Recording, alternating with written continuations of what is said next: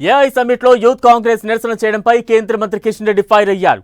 AI summit లో Rahul Gandhi and co వ్యవహరించిన తీరు సరికాదన్నారు. ప్రపంచ దేశాల ముందు భారత్ గౌరవ మంట గలిపారన్న ఆయన ఇది దేశాన్ని నవ్వుల పాలు చేసే ప్రయత్నమని మండిపడ్డారు.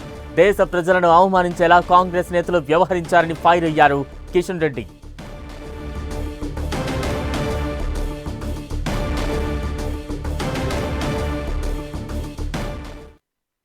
రాహుల్ గాంధీ ఆయన కంపెనీ ఈరోజు వివరించినటువంటి తీరు ఏదైతున్నదో ఈరోజు భారతదేశం అంతా తీవ్రంగా ఖండిస్తూ ఉంది. అన్ని వర్గాల ప్రజలందరూ కూడా అసహించుకుంటున్నారు కాంగ్రెస్ పార్టీ.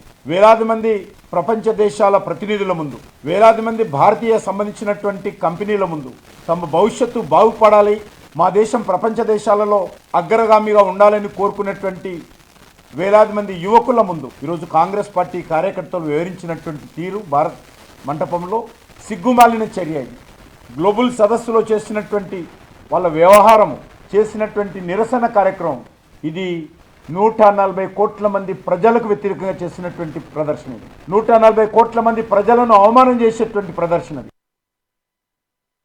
రాహుల్ గాంధీ